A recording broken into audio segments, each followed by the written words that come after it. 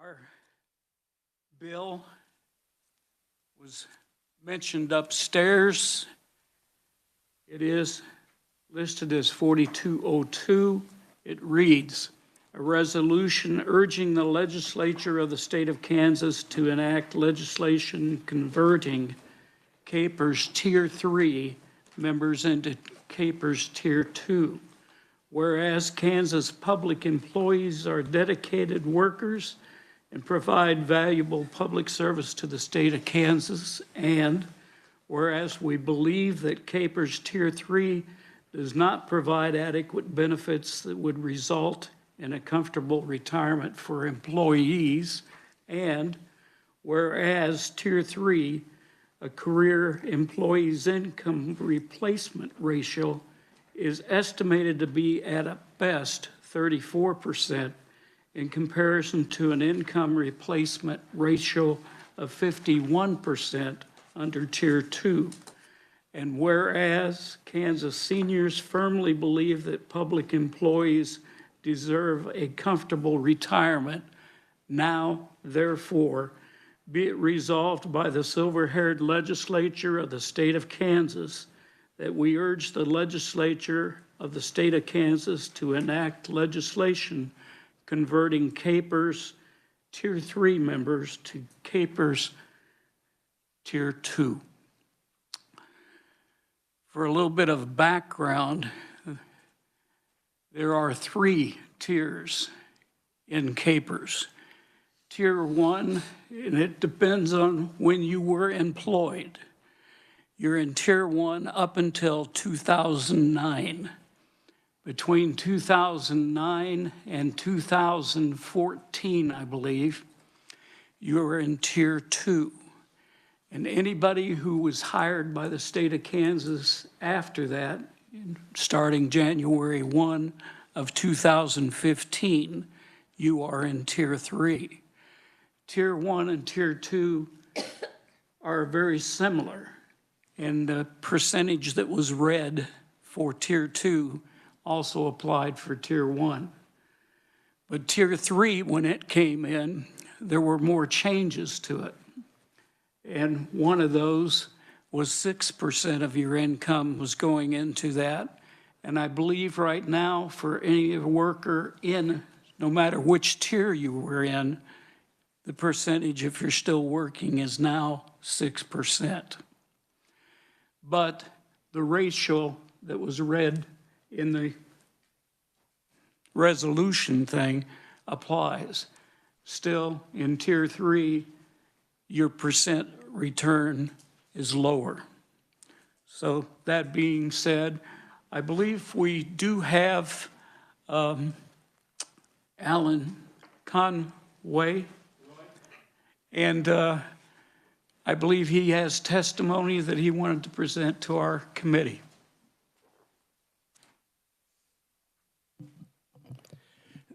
Thank you, Mr. Chairman, and certainly glad to be here and provide any information that might be helpful to you all and to the silver-haired legislature. The charge, I think, initially that we got was to particularly focus on KPERS 3 to KPERS 2 and kind of the moving parts of that. And so certainly glad to, of course, respond at any time if you have questions as the chair would like to proceed. But just on page 2 of my presentation just to remind you that KPERS covers not only all state employees, but all local school employees, all county employees, almost all city employees, exception of the city of Wichita, which has made the decision a long time ago to have their own retirement system. And then a whole host of other kind of special purpose districts, community colleges, library boards, townships, drainage districts, and on down the list. But there's about 1,500 employers across Kansas that participate in KPERS. And just to note, there's 2 other retirement system, regular KPERS. There's a public safety one, police and fire, and then there's a retirement system for judges. On slide 3 is just a reminder that KPERS is governed by a 9-member board of trustees, 4 appointed by the governor, 1 by the Speaker of the House, 1 by the President of the Senate. Members get to elect 2, and then the state treasurer, by virtue of the office, is the ninth member. And our vice chairperson, Ernie Claudel, is here. He was here a minute ago. Is in the audience, and he's the vice chair of the board of trustees. So on slide 4, just kind of the quick highlights of the subject matter. Going to visit about the KPERS plan designs, active membership legislation, closing KPERS 3, and then the costs. And as the chair certainly pointed out very ably, there's 3 tiers. Tier 1 for 2009 membership, Tier 2 from July 1st, 2009 to the end of 2014, and then anybody that's joined public service since January 1st, 2015 is in KPERS 3. And I might just briefly talk about KPERS 1 and KPERS 2 is the old traditional defined benefit plan. So it's person's final average salary, how long they worked, and then there's a multiplier. Generally, it's at the 1.855%. If we know those 3 things, we can calculate and tell the member, this is what your retirement dates, once we know your retirement date, this is going to be your lifetime benefit. KPERS 1 did have, KPERS 1 and KPERS 2, as the chair pointed out, are very similar. Probably the biggest difference is KPERS 1 had the 85-point plan, which is age and years of service. Whenever that got the person to 85, then they'd be eligible for normal retirement. KPERS 2 does not have that. KPERS 3, which again was effective in 2015, is sort of a different animal, some similarities, but some differences. It's still technically a defined benefit plan, like KPERS 1 and 2, but it also has some attributes like a 401k, which some of you may be familiar with. But it does have some important distinctions, I think. One is, of course, with a 401k, a person puts in their money, gets invested, and when they get ready to retire, they hope the stock market's up, and they have their nest egg there, and they can have a decent retirement. If the stock market's not doing so well, then maybe they'll decide to keep working longer. KPERS 3 has a guaranteed lifetime benefit. Never lose what you put in, guaranteed 4% interest at a minimum each year. So I think that's certainly some important distinctions between a 401k, defined contribution plan, and the KPERS 3. KPERS 3 was also, when it was implemented at the time, the funding position of KPERS was certainly had some challenges.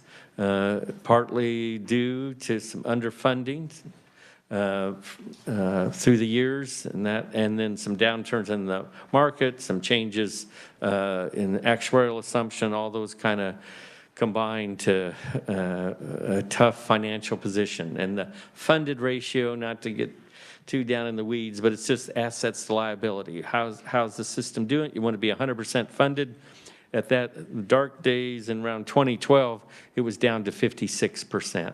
And the difficulty is if you have a couple downturns over time in the stock market, like happened in the early 2000s and then 2008, 2009, it makes it very difficult to invest your way out to get to that 100% funded. So the decision was made. A couple things that the legislature and governors have done. One was to create KPERS 3, and by plan design, as you will hear and see, certainly the benefit structure is different, generally less than KPERS 2 or certainly KPERS 1. And so it was designed to cost the employers less money, and it's doing, can check that box. It is costing less. Since that time, since when this was created, the legislature also committed to put in the actuarially required rate contribution, which is key to long-term funding, so they're paying what they're supposed to. The last 6 years, they've done that. 25 years before that, they were not paying what they were supposed to. So that added to that unfunded liability and that funded ratio. But since that time, legislature's been paying what they're supposed to. Governor's recommended that. They put in additional contributions. They sold pension bonds. They're paying the debt service. We got the money. And so all of that, the funded position of KPERS, and we're around 74, 75% on that funded ratio. On slide 6 then is just some of the active membership, just for information then, it kind of gives you that breakdown. About 154,000 active members from age 16 to age 91. So we have an active KPERS member at 91 is still working and contributing to their, and working for their employer. And as you can see that breakdown there, KPERS 3 is the largest group. So almost 80,000 out of those roughly 155,000 now belong to KPERS 3, that newest tier. And I think that also indicates sort of the turnover in public service as people leave public service, either retire or go to another profession. Then, of course, they may have been in one or two, and now the new people that are hired, of course, go into KPERS 3. In terms of the active members currently in each of the systems, about 10 years of service, and for the KPERS, and that'd be school and state and local, the average pay is about $51,000. You can see on that pie chart on the left, largest group is KPERS school at about over half, is 56% of the school members make up KPERS membership. On slide 7 then kind of gets you to the point in terms of the potential of enhancing or improving KPERS 3. And so there were a couple bills in the last couple sessions then that would have enrolled all new members in KPERS 2, abolished KPERS 3, and rolled anybody that was in KPERS 3 back to KPERS 2. And so then there'd just be KPERS 1 and KPERS 2. There were also some bills, I think maybe in part to kind of to minimize or to focus just on certified teachers only. Some of you may have heard or know some school districts are struggling to find teachers to teach, and so and part of that, of course, salary, fringe benefits, and retirement's one of them. And so this was to focus on these couple of bills were to focus on certified teachers only, not the entire teaching, not all school employees, but just certified teachers. There was a bill hearing last session on it, but it did not pass out. On slide 8 then, just in terms as we look to some of the costs of moving KPERS 3 to KPERS 2, of course there's kind of two parts as you look to the price tag. One is, of course, it just, once you move people back to KPERS 2, now that benefit structure is enhanced, so it's going to cost more on an annual basis going forward, and of course the employer pays it. But then, in this case, so let's say in 2025, KPERS 3 was closed, rolled people back to KPERS 2. Now you have 10 years of contributions that were paid. The liability was based on KPERS 3. Now that liability is going to be on KPERS 2. And so it does increase the unfunded liability because the contributions from 2015 to 2025, the liability would have been calculated on a KPERS 3 as opposed to KPERS 2. Slide 9, again, just I guess kind of makes that point again. The normal cost, that's the current, and then increasing that unfunded liability is to make up or to address those 10 years from when KPERS 3 started to when it was closed. Slide 10, so what's the cost? KPERS 2, as mentioned, is a more expensive plan design than 3, so the annual employer contribution rates would have to increase to fund the higher benefit. Should note the state pays the employer contribution, of course, not only for all state employees, but also for all local school employees as part of state aid to education. So that's the largest group, as indicated in that previous pie chart. So it would cost the state, which pays for the state and the school, about additional 1%, which in the employer contribution, which is about $60 million a year based on the current payroll. For Capers local employers, it's a little over 1%, and for them, it'd be about 27 million spread over those 1,400 employers.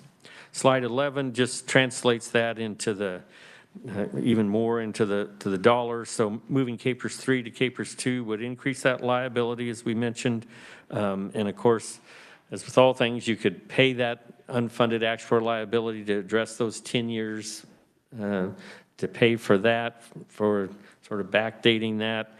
And that unfunded liability is about $440 million for the state school.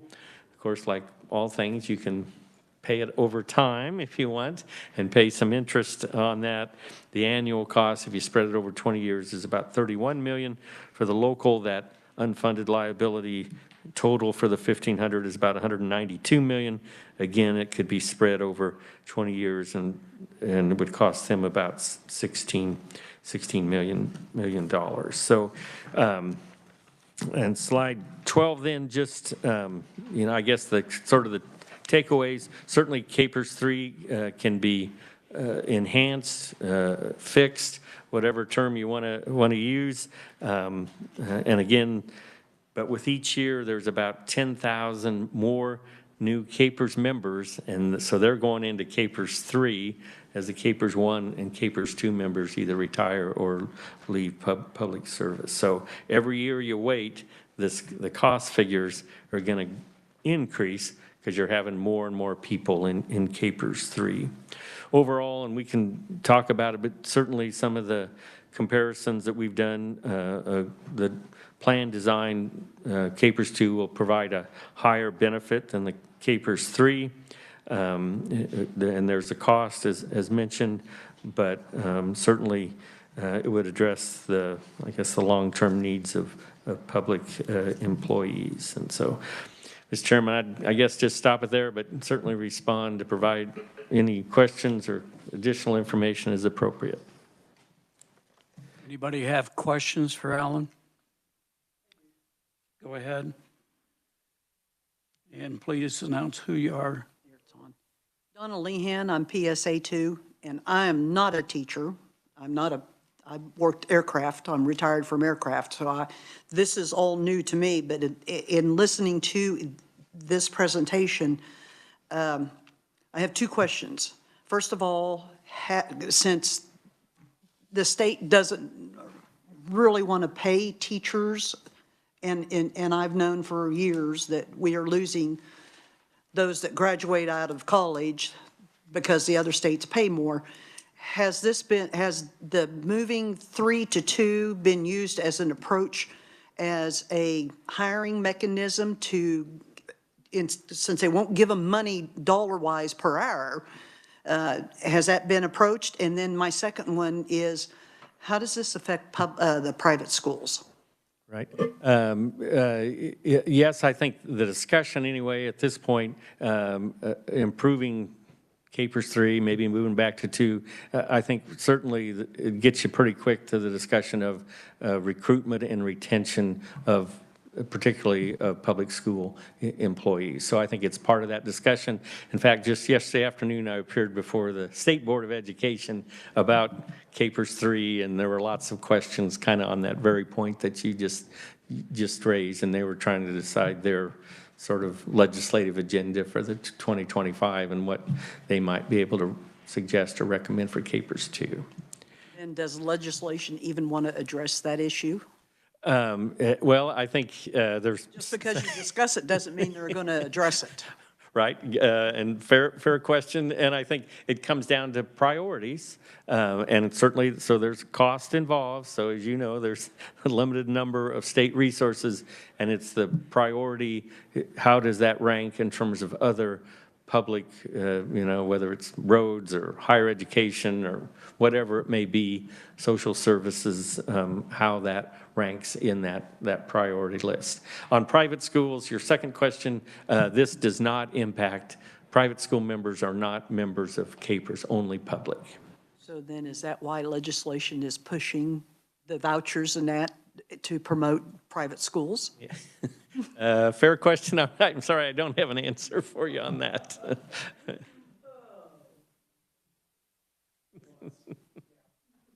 Any other questions for Ellen? Sherry? Sherry Grogan. Did the proposed bills suggest or recommend that the funding to close the gap with the unfunded amount be provided by the state? Yes, the way the funding mechanism works, any enhancements, in this case, it would fall to that higher employer contribution. So state, local would pay that additional amount. And then there wasn't, I don't think it kind of got quite to the point whether it'd be the lump sum or pay it off, kind of like the mortgage on the house, pay it off over 20 years. But it could fall on the local school districts to come up with the additional funding through taxpayer dollars. I think, again, since the state pays the employer contribution, it would be state resources, and they have a mechanism, they send it to the district, and then the district sends it to CAPERS, but it's really the state paying that increased cost. Any other questions? Chuck?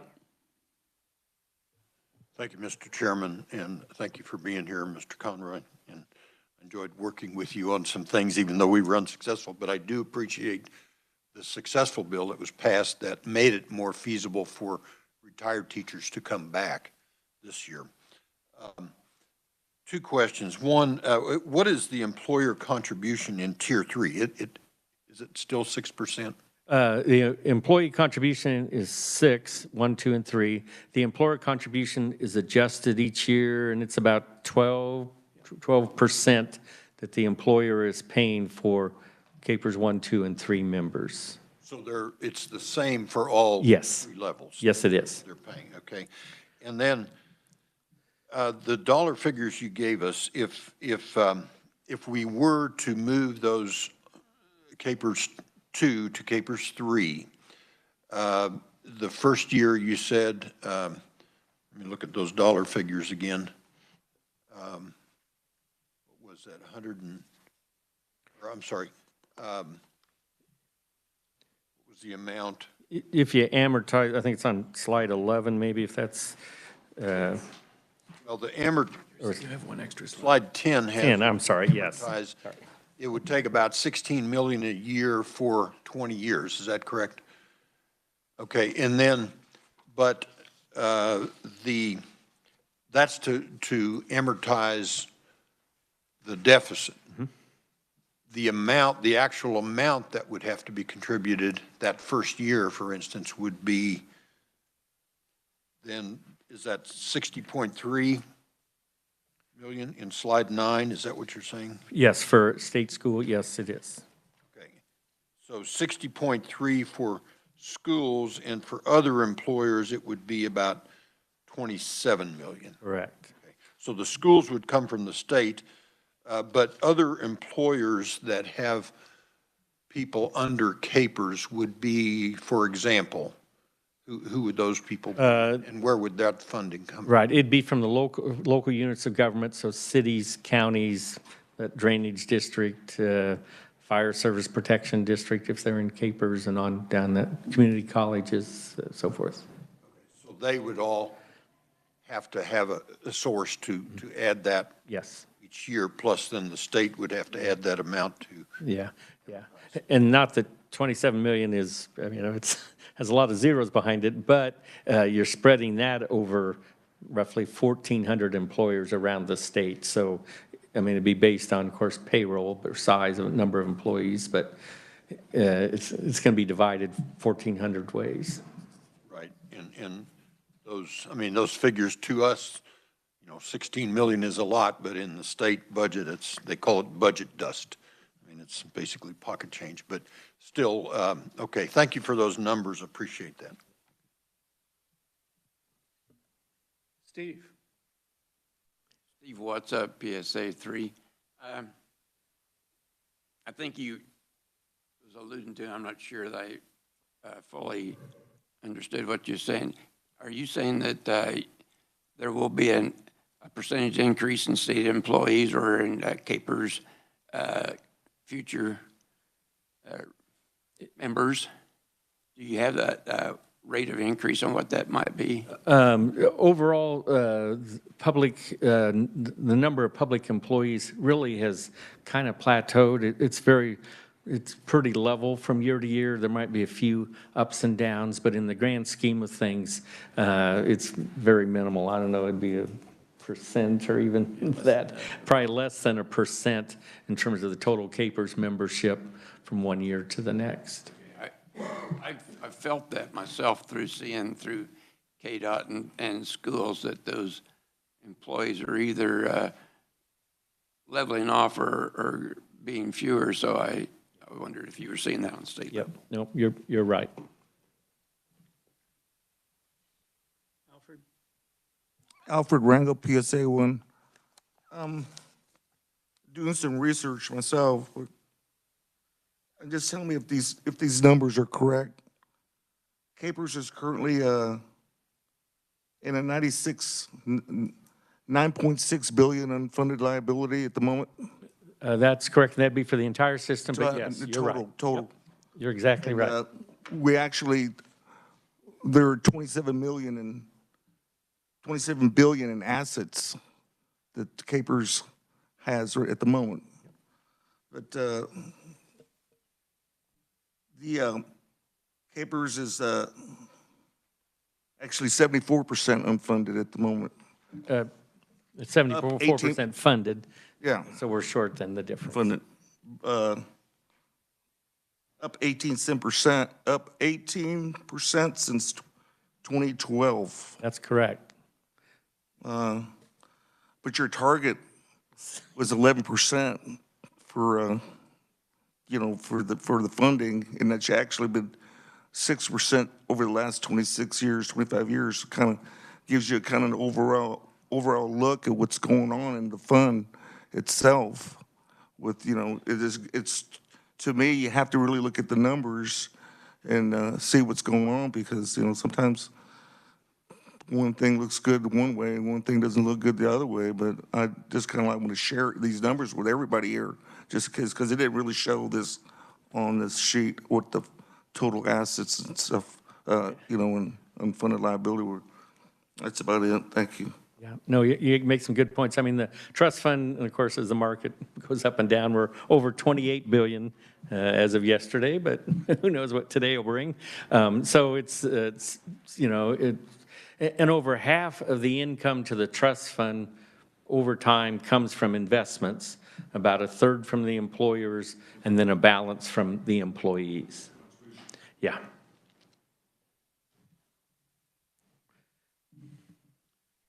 Barbara? Well, I'll just tell you what I know about CAPERS.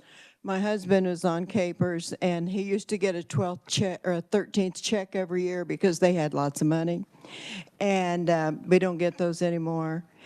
And I taught for a few years, and then was old enough and drew my CAPERS. And then they wanted me to work at the courthouse, so I did. And they had to pay into CAPERS, but of course they didn't raise my CAPERS, but the county had to pay in. And they didn't like that very much. And then the other thing I noticed, there's no Western Kansas people on your board. I don't think that's fair. I'm sorry. Western Western Kansas. There's no Western Kansas on your board. I don't like that. And that's been discussed, I know, on the Senate floor occasionally about that geographic representation. So you make a good point. If I may comment about the cost of living adjustments, again, you alluded to that. So, I mean, you're exactly right. For any CAPERS retiree, it's been, well, there's not been a cost of living adjustment.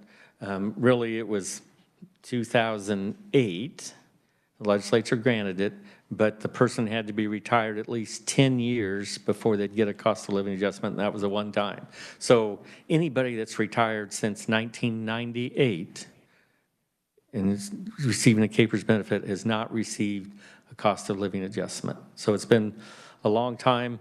It's not part of the plan design, so it's not pre-funded. So that means the legislature has to come up with the money, and only the legislature can grant those cost of living adjustments. And so it's been a long time. You're certainly right. And also, I thought that CAPERS was supposed to be funded at 85%, and they never made it.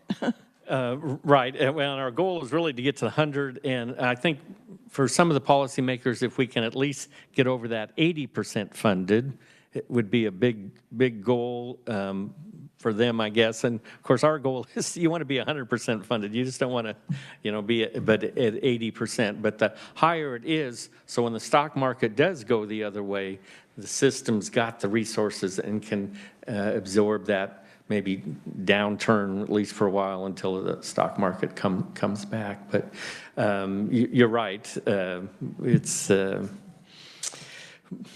It's challenging, I guess, but it's up to the legislature on cost of living adjustments. Houston? I'm Luciana Martinez. I live over in Dodge City. We have a high school there. Most of the times we're missing 100 and over teachers on a daily basis. We don't have enough teachers as it is to have regular teachers, much less that many subs to come in and sub for that school. So right now, our school district is hiring long-term subs. That's what they're called. Some of them, they have a bachelor's degree and they're able to come in and run a classroom. So they're doing all the teaching duties as a teacher. However, since they're a substitute, they're not getting any CAPERS or anything else, but yet they are giving their life to serving the public, and I mean, as time goes on, we're not having enough teachers to replenish the ones that are coming out. So therefore, it would be a good thing to try and, maybe have an incentive as these long-term subs are there. Maybe if you're there more than 2-3 years, then maybe you can start getting CAPERS because, I mean, they're covering what our other teachers can't cover. And like I said, it's just a sad situation to see that many teachers gone and not have enough substitutes.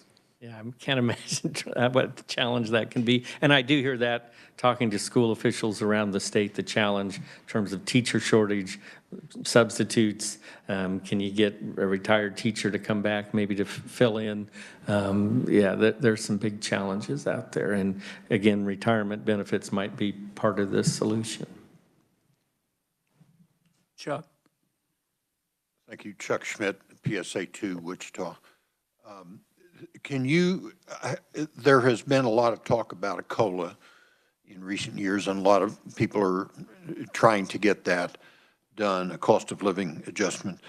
Can you give us a kind of a ballpark estimate of some of those bills, what they might cost compared to this proposal of taking tier 3 to tier 2? Yes, certainly. And for cost of living adjustments, I can say, in some ways it could almost be, as policymakers say they want to spend whatever amount of money, then you can back into the distribution of that across cost of living adjustments. The bills that have been considered, they probably kind of fall into 3 kind of different.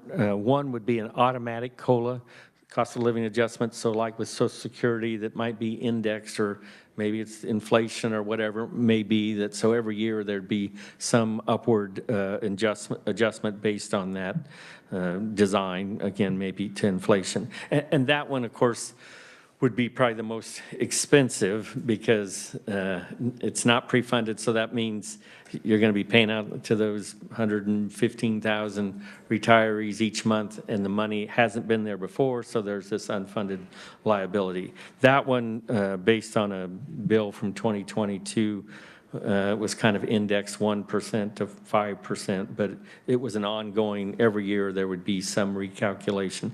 That was the overall cost was about $4.9 billion, so with a B.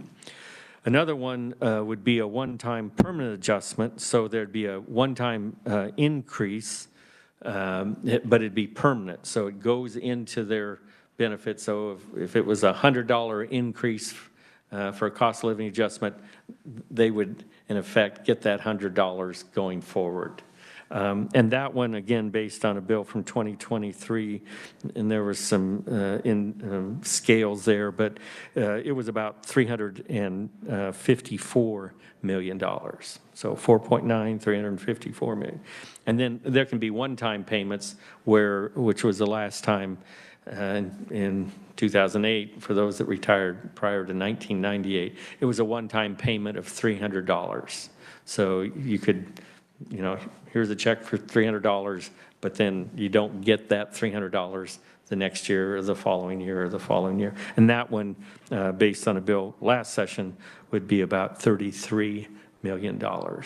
So, if you want to make it permanent, do you want to make it, indexed inflation, you want to make it, or a one-time cost, you can back into those, the money, but high end 4.9 million down to about $33 million.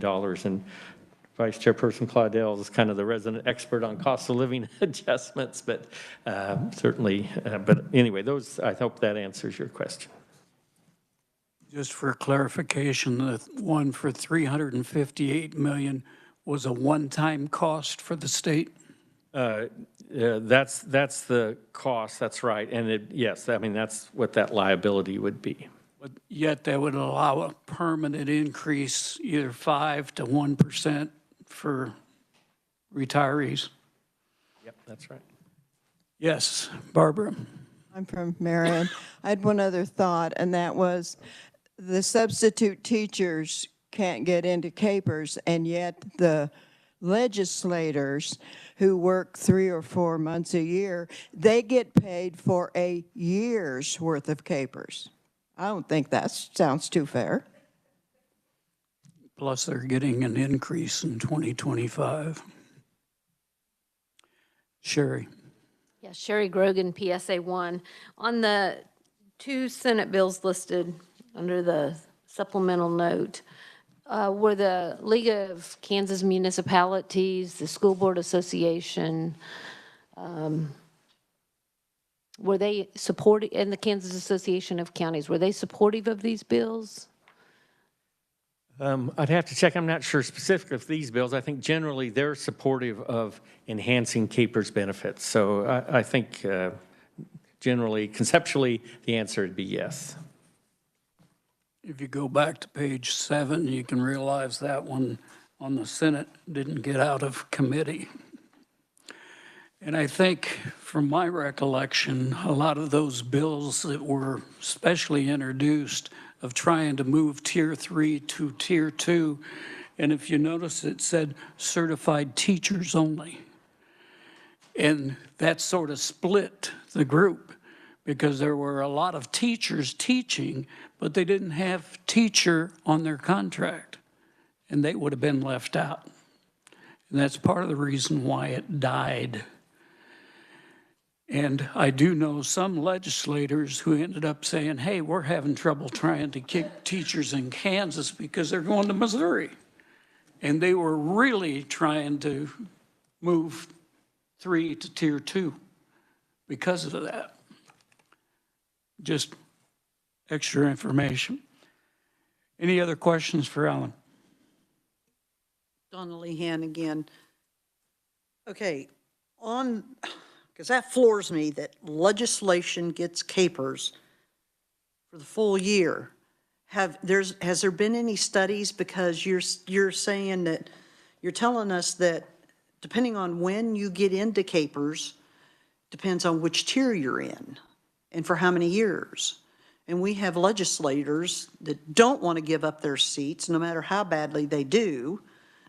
Has anybody taken a look at what they're producing and what they're benefiting from that for the short time period that they're actually in legislation? And then, and I got another one after that, but go ahead and answer that one. I'll try. I mean, I think certainly there was a legislative pay commission that certainly just recently dealt with pay and fringe benefits. Gave them a pay raise. It did turn out that way, yes. But they structured it so the CAPERS benefit calculation did not change based on that increased base. So it stayed, whatever that calculation was for the full year, for the CAPERS purposes, it stayed the same. I will just say, for legislators, I mean, if a new legislator, gets elected in January, they're going to be in CAPERS 3. That's right. And they will make contributions, that 6% on whatever level of contributions, if it's the high annualized rate, they will contribute 6% on that higher rate. I'm thinking of the ones that have been sitting in their office seat for 20 and 30 years. So that puts them basically in 2 or even 1. Yes, that's right. Based on when they got elected, that's right. They could very well be. Okay. And then the other thing and this has come up when I was working in my union, we were an engineering group from the aircraft company, and we approached several legislators while we were offering our white bills, our white pages to them, referring to aircraft. But we would ask legislators, have you done a study on once, and here again, this was to engineering, but it could still be done with teachers, that once that individual graduates from our state colleges, where they go and why they go, how many actually stay? We were asking for it, and the reply from the legislators, well, we don't track that. The only thing we track is while they're in college, the degrees that they're going after. We don't know where they go after they go and they leave college. So has anything been done and looked at that and presented the percentages to legislators on why our teachers are leaving? Another good question. I'm sorry, we don't have that information. I don't know if the State Board of Regents or the State Board of Education may have some of that in terms of teacher retention. I believe there had been some examination of once a teacher graduates, are they still teaching 5 years after graduation? And then, well, I think whether they're in or out state. I believe there's some data out there on that. It is, but our legislators don't have it, though. They don't want it. Okay. The underfunding for Tier 3, is that included in the 96 billion? Underfunded. The 9.6 billion, yes, that's right. The unfunded liability for all 3 systems is all rolled into that, the big number that was referred to, the 9.6 billion, yes. Thank you. We do have one other person to present information to us. Is there any last questions you have for Alan? Thank you for your time. Certainly. Pleasure being here. The chair recognizes Ernie Claudel.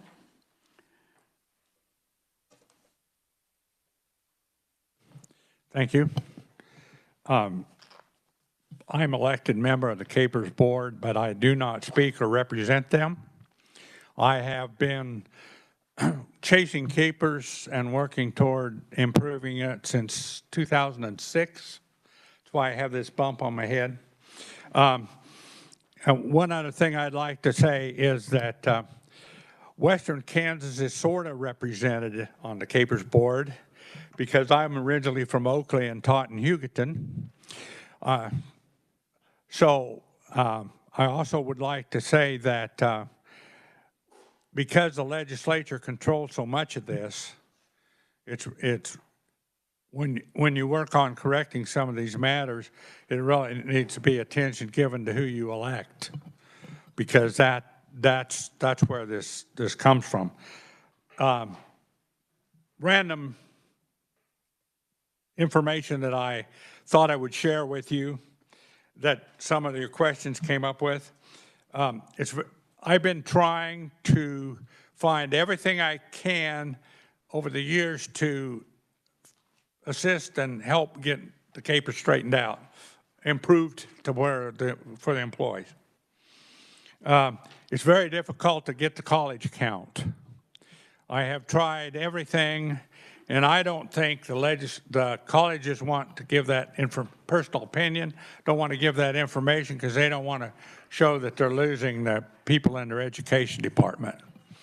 I have tried through my connections at Fort Hays State. I've tried through connections with my superintendent who's involved, a graduate of KU, and at this point we don't haven't had any success in trying to determine that. That would be something nice to know. When this Tier 3 came about, it's a figure you probably should be thinking about. My friend came up with this. He said, you know what, the retirees are going to be paying 50% more for 50% less in benefit. And that's just about what it works out to be when you go from 4 to 6.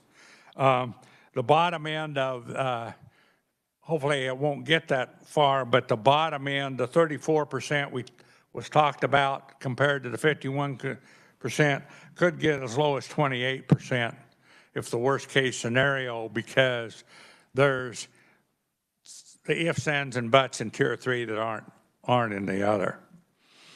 Also, the calculations that came out of, I was looking for that one number, but if the part of Tier 3 had been moved to Tier 2, regardless of the who was qualified as a teacher and who wasn't, as Chairman indicated, it had to do with the name on the teaching license. And if it had teacher in it, those people would qualify. But of the 73,557 people enrolled in capers, only 17,000 of them, 17,500, would have received a benefit by moving from capers to Tier 3 to Tier 2. And was one other thing I wanted to share with you, and I'll stand for questions, but there was one other thing that we're losing 3,800, according to capers. The retirees, there's about 3,800 capers retirees pass away each year. So we don't have another 30 years to wait for a COLA. And so anything that any of you can do to talk to your legislator, there is a strong feeling that Tier 3 should be moved to Tier 2. And there's an awful lot of people who would like to see a COLA, but those two things have been blocked by leadership of the House and Senate, basically, candidly. Because if you go down through and talk to the legislators, they like to see this. Also, the understanding and the reason that there has been the pressure to move Tier 3 to Tier 2 is because the legislature does, in fact, understand that there is a teacher shortage. They just tend to not want to do much about it sometimes. And so I thank you for your time, and I'd certainly answer any questions if you have some. Donna? Has there been any studies, because since private schools aren't involved in capers, how many teachers from public go to private, and do we have any idea of why they're going there, what their benefits are, and what's offered to them to make it more lucrative? I don't think, I don't think it's more lucrative for a public school teacher to go to a private school. That would be very surprising to me. There may be some income tax, benefits that sort of would fall to a pastor type thing. I don't know about that, but that's not the draw. And I also would tell you that I believe that oftentimes when the legislature makes some actions that affect teachers, I don't think they're talking out of both sides of their mouth. I just don't think they understand. For instance, we have some of the biggest private school proponents who really understand the need for Tier 3 being improved. But I don't think they understand that what they're doing on one hand is affecting the other. Personal opinion. Chuck. Thank you, Mr. Chairman. Chuck Schmidt, PSA 2, Wichita. Thank you, Ernie, for all the work you've done over the years. I've known your advocacy for a COLA and also for improving Tier 3. But if the costs are huge. Absolutely.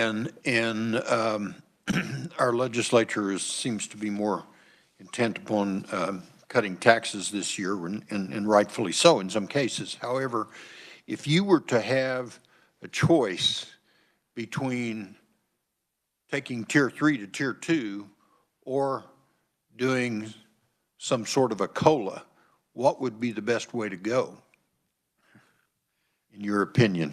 In my opinion, okay. Here's the real problem. If you don't fix it all at once, your friend of mine has an analogy. He said, whenever you come upon the scene of somebody in medical danger, you stop the bleeding first before you give them the blood, because if you don't do that, you're just wasting the blood. That's kind of what we have going here, in a sense, if we don't fix it all at once. KCPR and CARSP have been, primary focus has been on a COLA, because when we started the KCPR back in 2006, there was no unified front. And that's what we've been working on. I got involved in actually doing some testimony against the bills that were out there for Tier 3, particularly the one moving the so-called teachers to Tier 2, because I knew how unfair it was. And so that's actually the first time I really said much other than for a COLA. And what we really have here is the only people that are pushing for a COLA are CARSP, Kansas Association of Retired School Personnel, which Gil might know something about, and Kansas Coalition of Public Retirees, and in the past, you guys. And that was the only people that lobby, if you will, for the COLA. So that was a scary thing. But without fixing Tier 3, you're in the situation the situation just keeps getting worse, because every day that goes by it costs more to fix the issue, and so I know I keep playing around with ideas that might work. One of the things that that comes up in testimony a lot with the legislature, they are concerned with the people over 80 and 85 that have been retired a number of years and didn't have a very big salary in the first place. So another thing that comes into play then is trying to figure out some way so you satisfy them by doing some kind of permanent increase for the long retirees as well as the new folks. So it's really a challenge, and I haven't come up with an idea yet, but I'm still working on one or two. I think if you could find something for a reasonable price, and you could do something for everybody, but also the older people as a permanent increase, it might fly. But the other story is you never want to, nor does Capers. That's one thing I've learned from them. You never want to guess about how much something's going to cost because of all the parts. So at one time, several years ago, we had a 3-2-1 COLA projected, and I'm just wild guessing, but I think the number to fund that was $341 million. Well, the legislature said, oh my gosh, that's too much money. So one of the legislators who was a pretty well-educated man thought he had it figured out.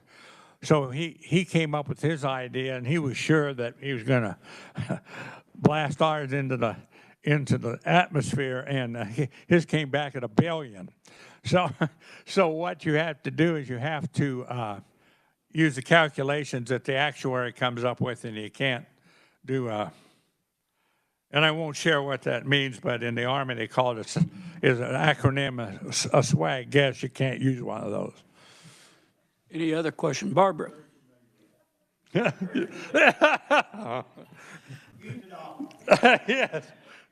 Well, I would like to say that I had a very short teaching career after my children were grown, and I was blessed to teach at Mays, which was a rich school district, and so I have no complaints about teaching.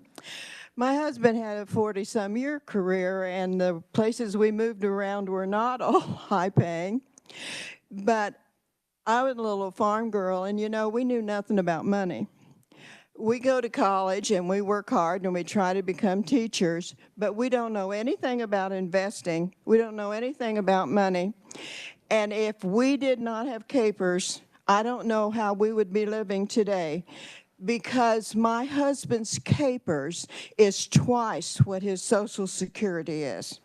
His Capers is twice what his Social Security is.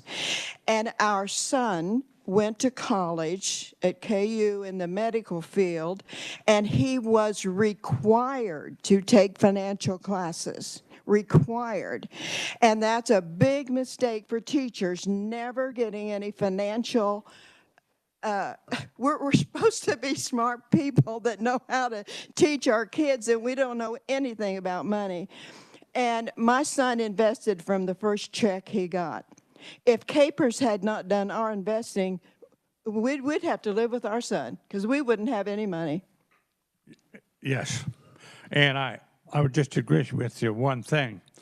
And I think maybe it's represented in the legislature. There are very few people who have a good understanding of investing and money in general.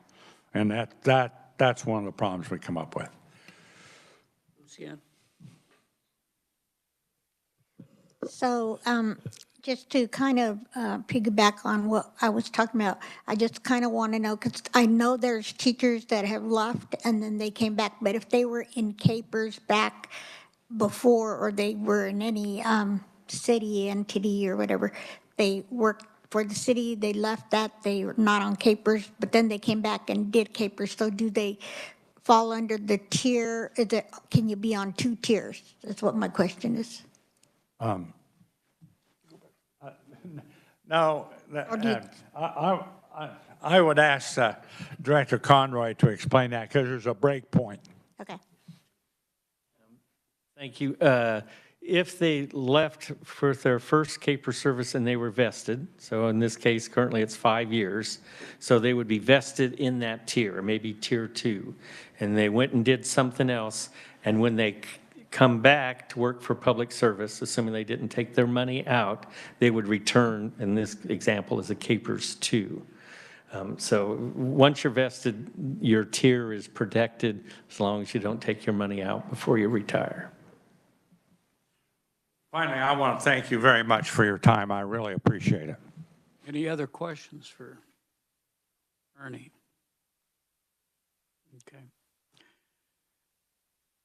I know from personal experience that there was a lady a little over 100 years old and living in a nursing home, and her capers was $2,300 a year. $2,300 a year. And of course, the nursing home took all of that. And it was also the state of Kansas that ended up helped make the difference because she didn't have enough assets or money for it. Any other questions? Then I think it's primarily to just open it up for us and discussion and what we want to do with the resolution, whether we want to back it, whether we want to change anything in it. So, yes, our revisers. Thank you, Mr. Chair. The one amendment that I would suggest to the resolution in the last sentence, be it resolved by the silver-haired legislature of the state of Kansas that we urge the legislature of the state of Kansas to enact legislation converting Capers Tier 3 members to Capers Tier 2. I would suggest adding the language and abolish Tier 3, because without that language, the entity of Tier 3 would remain. And it would be wise to abolish that fund so that in the future, in order to, thank you. So nobody else can stay in Tier 3 as well as be put in Tier 3 in the future. I think that's a well-thought idea. Any other suggestions or comments or? Mr. Chairman, I move that we accept that wording. Jim Payne, PSA 7. I move that we accept that wording as an amendment, well, not amendment, just a continuation of our resolution to be presented this afternoon. I'll second that. Would you repeat that again so members can either copy it down? Although I do realize that when we do these, you people would end up doing that and have it for the general session at 1 o'clock. Thank you, Mr. Chair. So just after to enact legislation converting Capers Tier 3 members to Capers Tier 2 and abolish Capers Tier 3. And abolish Tier 3.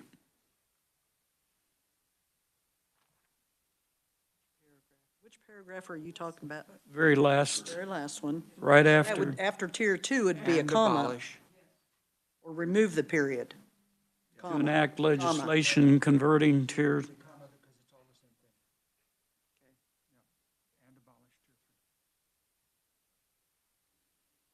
So it's just adding it at the end of the sentence. Move the period.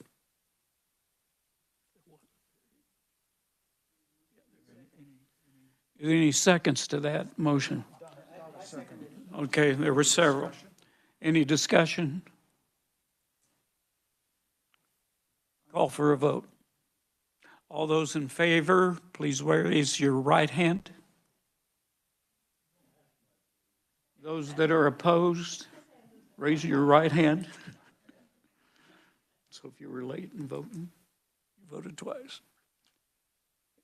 It passed.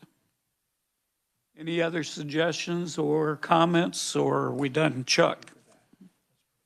Mr. Chairman, this was very, very informative, and actually have kind of changed my thoughts as we came into this. It seems like it would be, and correct me if I'm wrong, please, but it would be more, it would cost less to take Tier 2 to take Tier 3 people back to Tier 2 than it would to do a significant COLA. Am I correct in that? I mean, in the examples that have been given, that's what it appears to me. Can I ask? Yeah. if I can Chairman, I think it would just depend on the size of the COLA and, was it automatic? Was it one time? was it ongoing one-time kind of thing? So I think it's kind of a qualified answer, how big that COLA is going to be. Right, I understand that. So, and in light of Mr. Claudell's comments about fixing the problem and fixing it all at once, I can't see that as possible because of the cost. But I think if we're going to start the process to fix it, it seems to me that moving Tier 3 to Tier 2 is the way to start. And then hopefully there could be some COLA of some sort down the line, and maybe it's limited and directed to people 80 and over or something like that, because it doesn't really help them by, you know, taking Tier 3 to Tier 2. But it does start to correct the problem in the long term. So in that sense, I've kind of changed my thoughts and probably would be supportive of passing this resolution as amended. I appreciate your comments. As alluded, the chairman does happen to be the president of Kansas Association of Retired School Personnel. And I do realize that for the last 28 years, we have not seen a penny coming to retirees. Before that, and I'm mentioning this primarily because of legislators, before that, we did receive adjustments to our retirement funds, sometimes in the form of a 13th check, sometimes a certain percentage, and sometimes it was permanent, sometimes it was, like the last one, $300. And of course, when you're doing this, you sort of have to know what is their income, especially if you're doing a percent. Because if somebody retired a long time ago, like in their 80s or 90s, and their income maybe is $1,100, 3% isn't going to be the same as a 3% of somebody who's bringing in $20,000 in retirement. So there's that to play with it as well. I would entertain, and I'm not going to force it, but I would entertain, that the legislature also look at a COLA this year, even if it's $300. Because we got so many new legislators coming in, and leadership is saying they've never had one. They're not entitled to one. There are 35 other states that have, like what we have in Kansas. And most of those either do a COLA yearly or say, we'll look at it in 5 years, and if inflation has gone up, we'll look at an adjustment, especially if we have funds. But I know from my standpoint as a chairman for this, but because of the position I was in, when we had a lot of excess money, I think it was a crying shame that they didn't come in with something, even if it was another $300. But their stance was they've never had one. That's false. But a lot of them are newer legislators who just maybe get elected and don't know the history of it. And they just hear leadership say it wasn't ever written into it. They're getting exactly what they signed for. And there, like I say, other states have that. Kansas has the sole distinction of being one that has never had an adjustment for 28 years. Food for thought. If we don't have any other action that we want to take or any other comments, I would entertain Ernie. Yeah, This is a friendly group. I need to apologize for something. One of the members of KCPR is here with me. He's our vice chair, Mark Galbraith. He does a lot of work, and I got so excited about the questions and so forth, I forgot to introduce him, and I don't want to do that. Thank you very much. Chuck? Mr. Chairman, thank you for your comments. And again, this has been marvelous. We've learned a lot here. And let me entertain a possibility of adding another amendment to this, that we say something in regard to a COLA, a limited COLA for, you know, some percentage of retirees. Is that, from your remarks, I kind of got that, the sense that that might be something we might want to do as well. I would love that, but like I said, I'm chairperson. I'm not going to make any kind of amendment for that. But I would make it, if I could, and have it limited to a small amount. Because as we can see, even moving people from Tier 3 to Tier 2 is going to cost. But it's like Ernie said, stop the bleeding. But then you need to also help those that are still lack of blood or with inflation are really hurting. The lady I mentioned, you know, she was 105 and she's passed. And how many of those are still, you know, whether Alan can end up addressing that, I don't know. He'd probably have to research it. But to answer your question, Chuck, yes, I would. Yes. Yeah, I would just like to introduce something. I work for the area, Southwest Kansas Area Agency on Aging, and I do referral and assistance in my office. So I see people of every realm every day. There are a lot of people that are right now struggling. They do not have enough money to buy their medicine. They do not have money to buy groceries.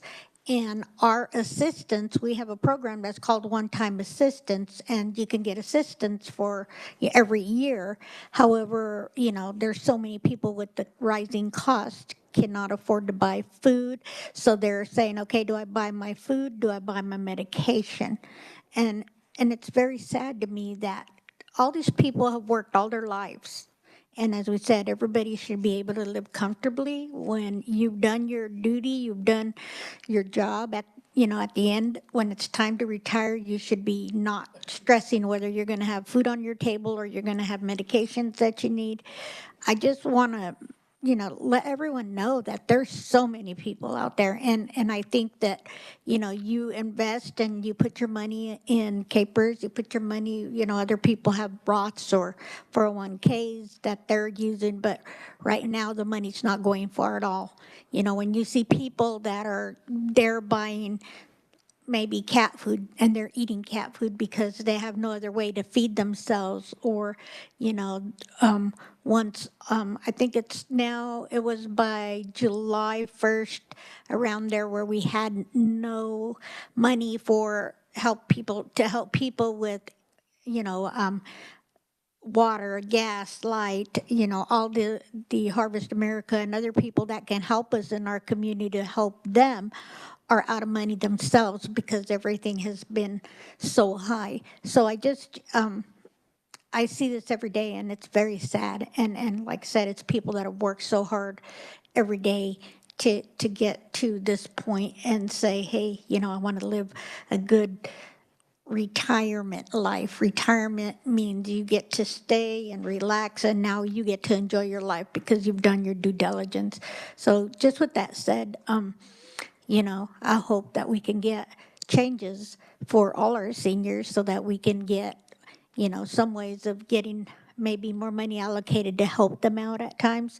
Our funding for our one-time comes from donations. People help us out. They send us money.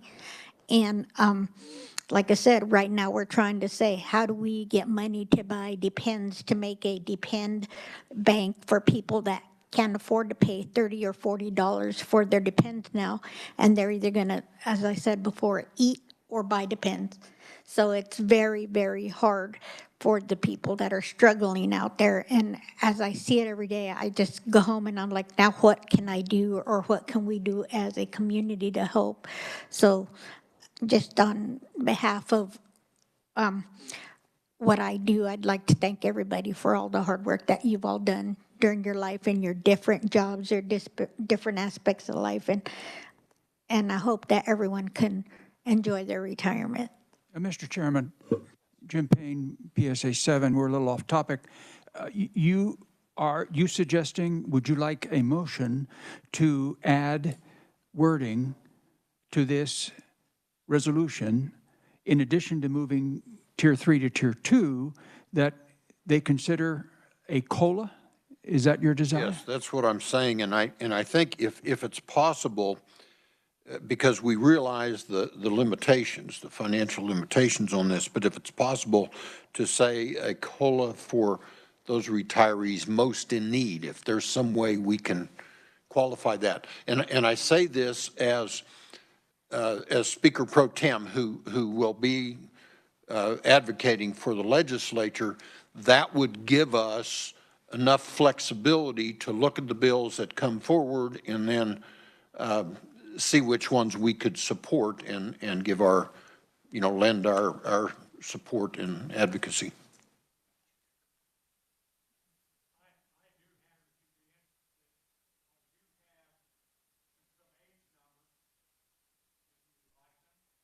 I don't know that we need that in our resolution. In other words, it's pretty general.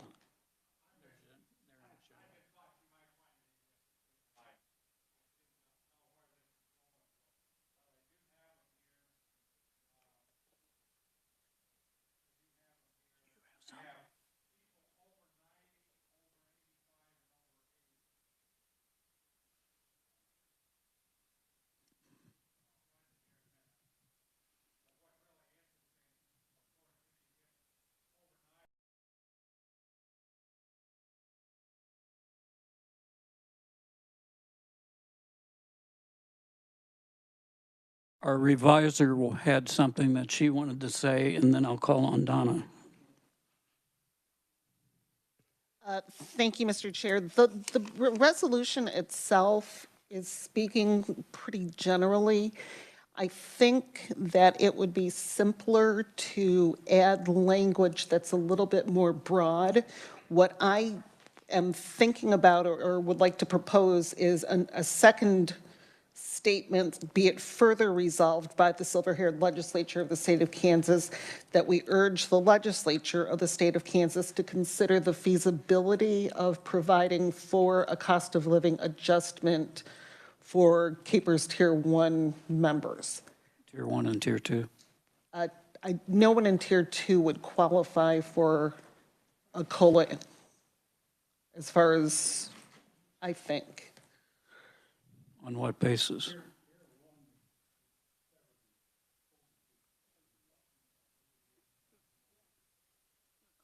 There are in Tier 2 people that are 80 and 85.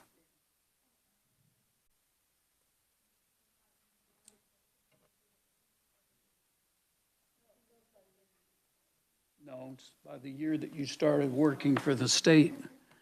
And if you started working in 2009, you'd be 70-some years of age at least. We can say just consider the feasibility of a cost of living increase for KPERS retirees. I have 1 and 2. 1 and 2. Just for 1? It's more general than that, but it covers a little bit more. I'm sorry, Okay. which way did you have it phrased? Okay. To relate to what Chuck was discussing, in the second there'd be 1, 2, 3, fourth, the fourth whereas down, which states Kansas seniors firmly believe that public employees deserve a comfortable retirement. that a COLA or a one-time payout be looked at every year according to inflation. That would cover everybody. And it would cover bringing in inflation and making somebody look at it. I think saying every year might scare them. So inflation varies from year to year, too. Yeah, it does. Chuck? Yeah, I would not want to do it every year. We wouldn't want to put that in, I mean, I'd love to do it every year, but we don't want to put that in Every other a year. resolution. I don't think we want to do any limit like that. We want to keep it as broad as possible so that we can advocate for whatever bills come up. I would put something like this.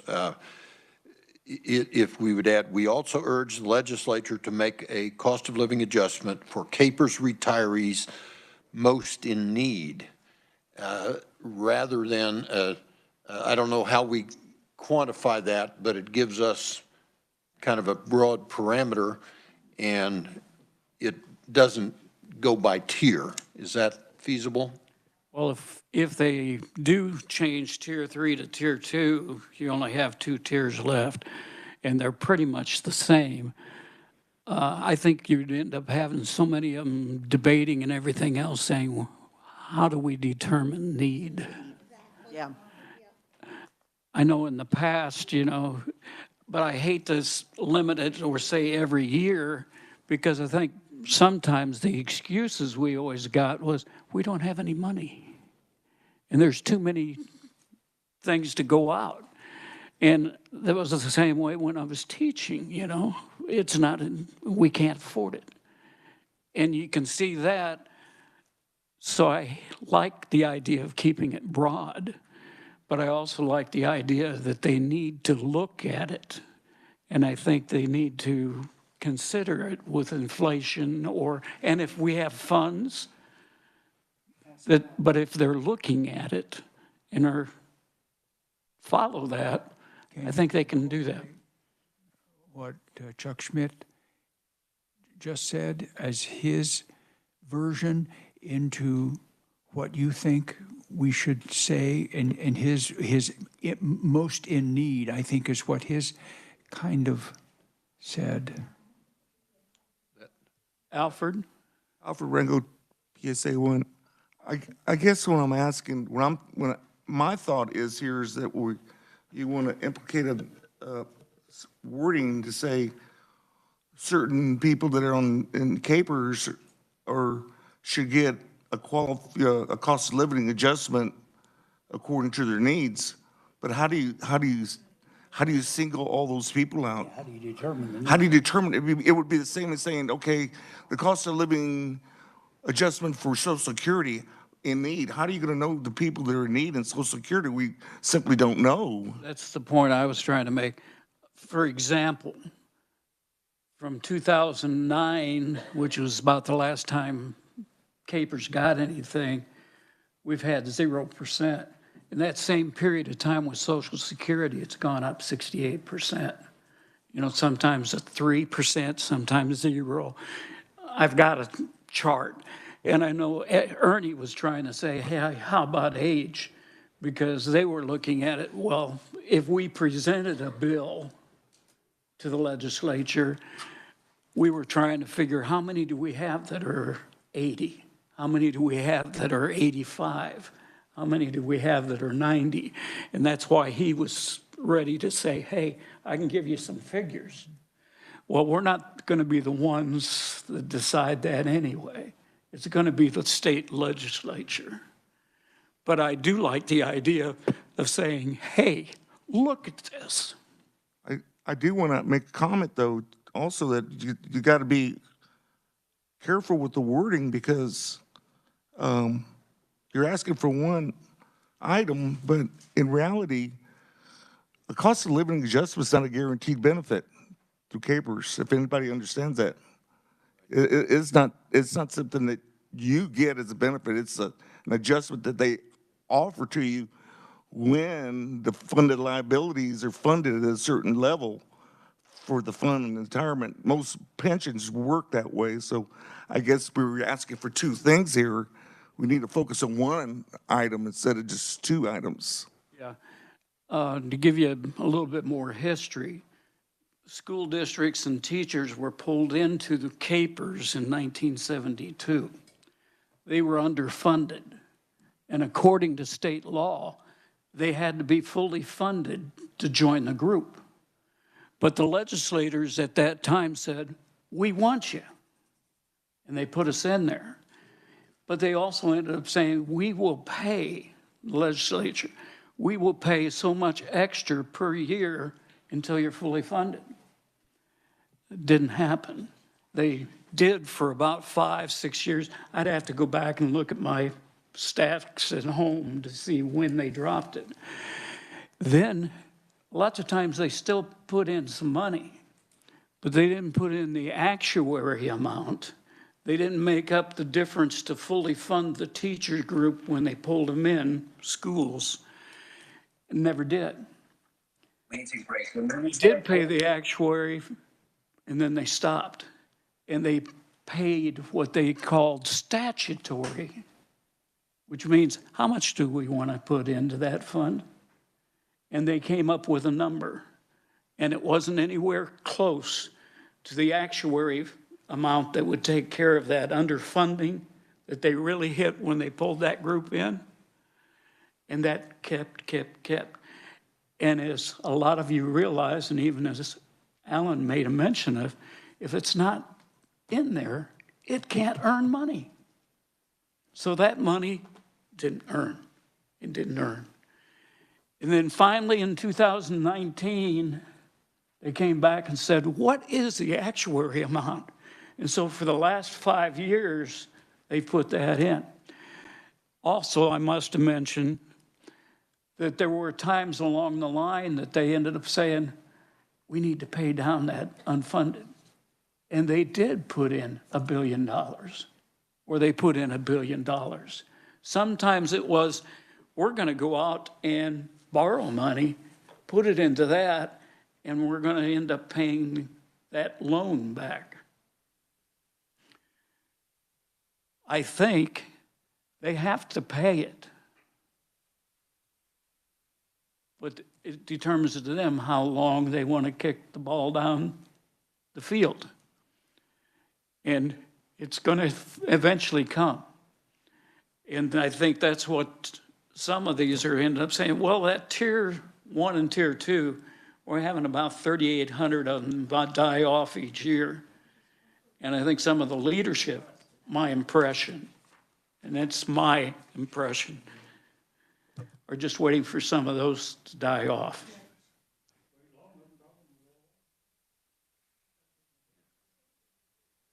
And seriously, that. Chuck, are you going to propose an amendment? Chair recognizes me. But Sherry wanted to say something, then I'll get back to Chuck. Sherry? So a question for our conferee, Mr. Conroy. Do you feel that by adding the language about the COLA, that it weakens our resolution about moving CAPERS members from 3 to 2?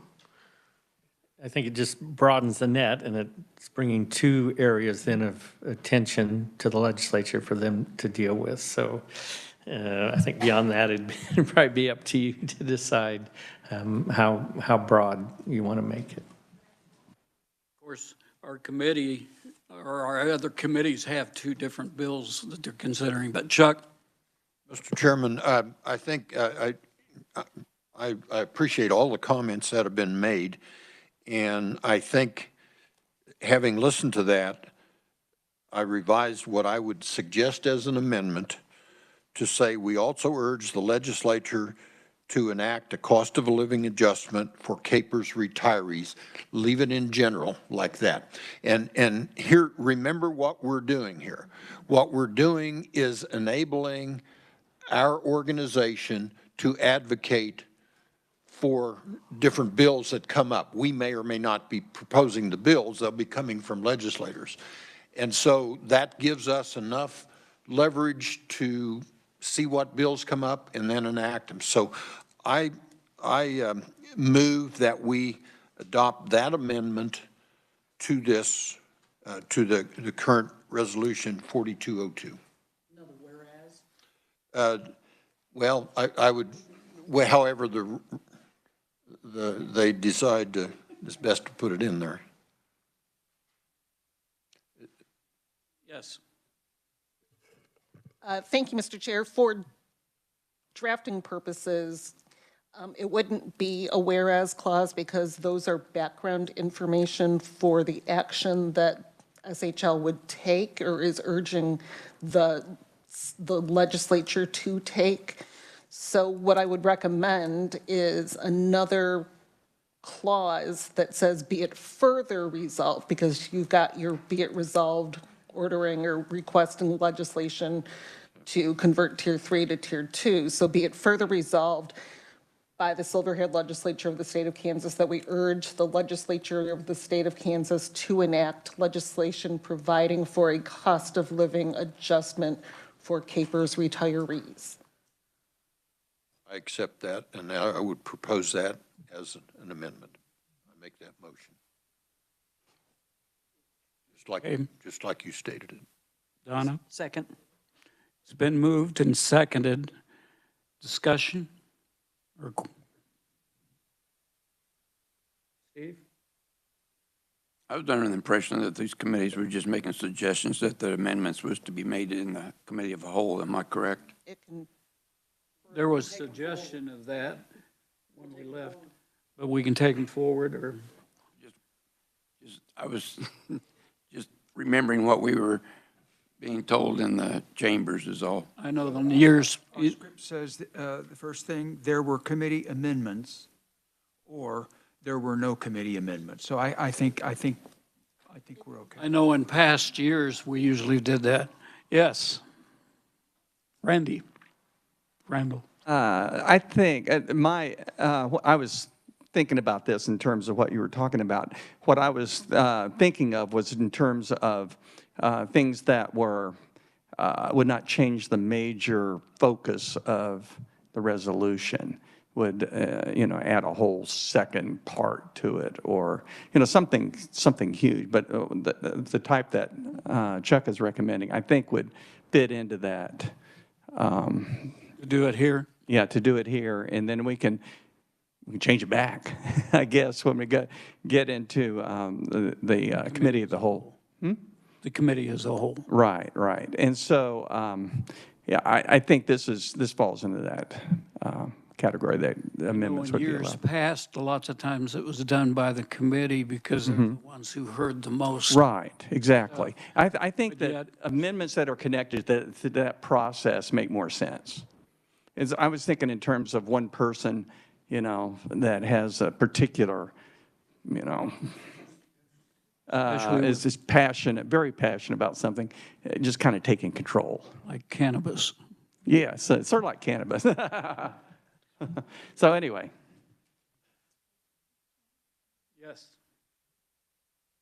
One of the things that you mentioned was that the whereases are supposed to be background information, or you've talked a lot about the history of when they gave the COLAs, and you all in this group have a lot of that in your knowledge. Why can't we add some of that? And you said that maybe some of the younger legislators don't even know that that's happened before. Can we add some of that information in a whereas so that a little bit of that is put on paper of what has happened in the past? Or is this not the place to do it? I think to keep it simple for this committee and going back to the committee of the whole, probably to leave it out.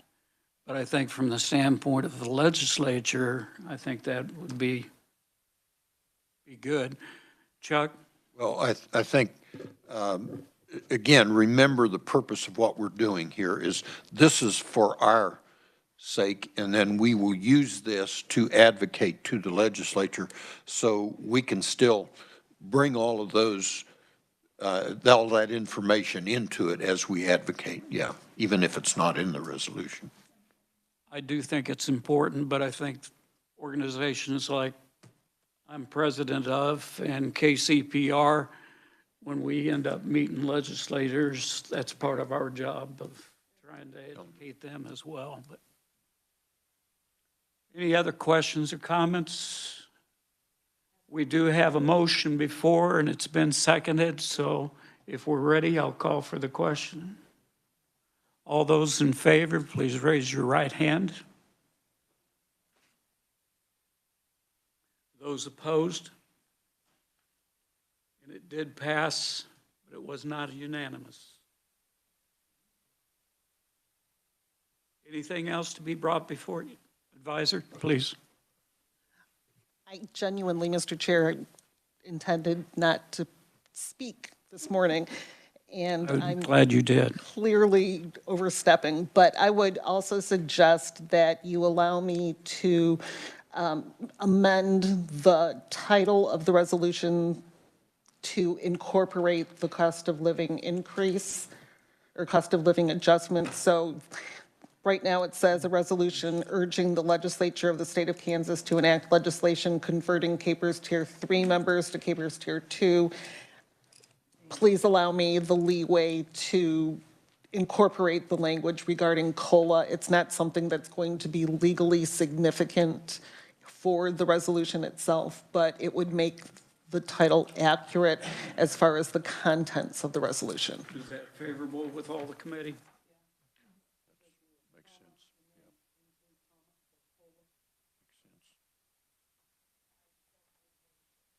Yeah, just two different things. Then the title accurately reflects what we did. Yes.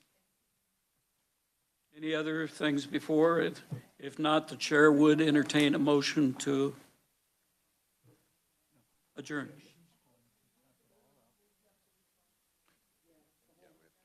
Okay, with the amendments And you'll get that to and corrected, us this afternoon.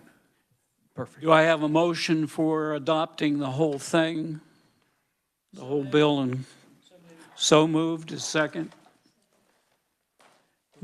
Jan?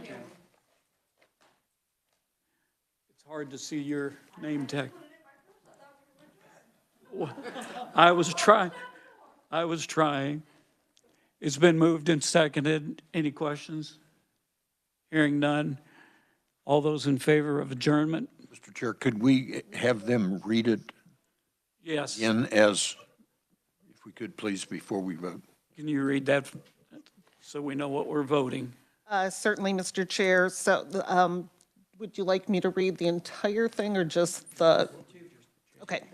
So be it resolved by the silver-haired legislature of the state of Kansas that we urge the legislature of the state of Kansas to enact legislation converting Capers Tier 3 members to Capers Tier 2 and abolish Tier 3. Be it further resolved by the silver-haired legislature of the state of Kansas that we urge the legislature of the state of Kansas to enact legislation providing for a cost of living adjustment for Capers retirees.